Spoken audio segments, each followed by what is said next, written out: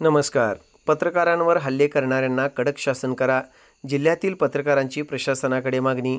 जिल्हाधिकारी अशोक काकडे, अतिरिक्त पोलीस अधीक्षक रितू खोकर यांना निवेदन. विटा येथील पत्रकार प्रसाद पिसाळ यांच्यावर झालेल्या खुनी हल्ल्याबाबत आरोपीवर गंभीर कारवाई व्हावी, सोबतच विटा परिसरातील गुन्हेगारी मोडीत काढण्याच्या मागणीसाठी सांगली जिल्ह्यातील सर्व पत्रकारांनी बुधवारी सांगलीचे जिल्हाधिकारी अशोक काकडे आणि अतिरिक्त पोलीस अधीक्षक रितू खोकर यांना निवेदन दिले.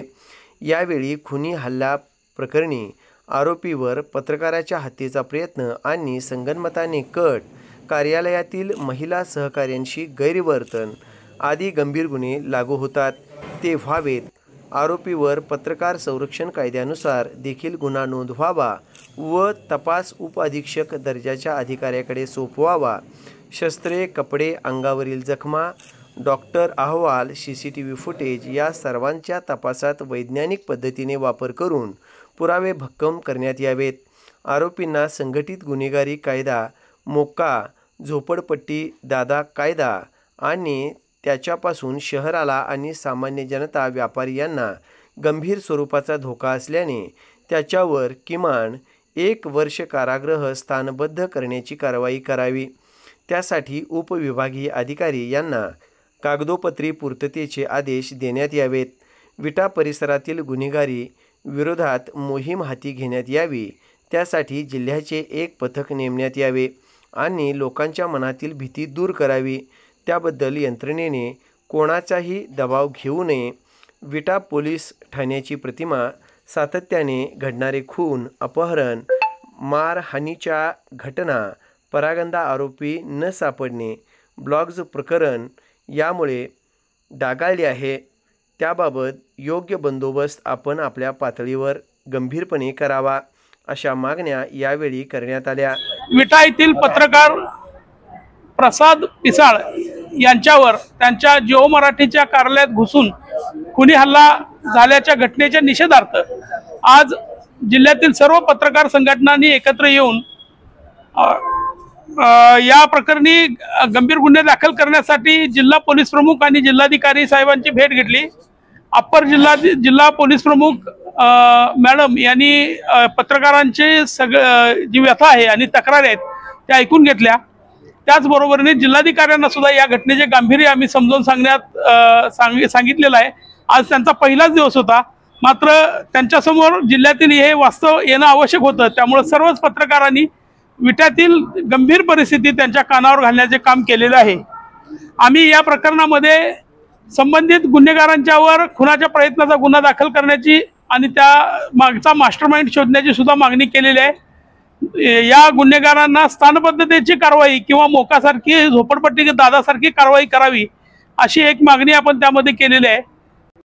राज्यात बीड, परळी जसं प्रसिद्ध झालंय तसं सांगली जिल्हा सुद्धा आता विटाच्या माध्यमातून प्रसिद्ध होत आहे. विट्यामध्ये सर्रास अवैध धंदे सुरू आहेत आणि या संदर्भात प्रसाद पिसाळ या निर्भीड पत्रकाराने बातमी लावल्यानंतर त्याच्या ऑफिसमध्ये घुसून काल रात्री हल्लेखोरांनी जीवघेणा हल्ला केलेला आहे. त्या संदर्भात आम्ही आज सांगली जिल्ह्यातील सर्व पत्रकार बांधव, जिल्हाधिकारी आणि जिल्हा पोलीस प्रमुख यांच्याकडे निवेदनाद्वारे आता मागणी केलेली आहे की या हल्लेखोरांच्यावर कठोरातली कठोर कारवाई करून त्यांना जबर अशी शिक्षा करावी, जेणेकरून पुन्हा पत्रकारांच्यावर हल्ले होणार नाहीत. तसेच जे कोण संबंधित दोषी पोलीस अधिकारी आहेत की जे तेथील स्थानिक जे कोण अवैध धंदे करतात त्यांना पाठीशी घालतात, त्यांच्यावरही कठोर कारवाई करावी अशी मागणी आम्ही आता जिल्हा पोलीस प्रमुख आणि जिल्हाधिकारी यांना केलेली आहे. या सर्व गंभीर घटनेची दखल घेऊन सांगली जिल्ह्यातील आणि राज्यातील पत्रकार उद्या विट्यामध्ये सकाळी 11 वाजता दाखल होत आहेत आणि विट्यामध्ये या सर्व घटनेचा निषेध करण्यासाठी विट्यातील छत्रपती शिवाजी महाराज यांच्या पुतळ्यापासून विटा शहर पोलीस ठाण्यापर्यंत भव्य असा मोर्चा काढण्यात येणार आहेत.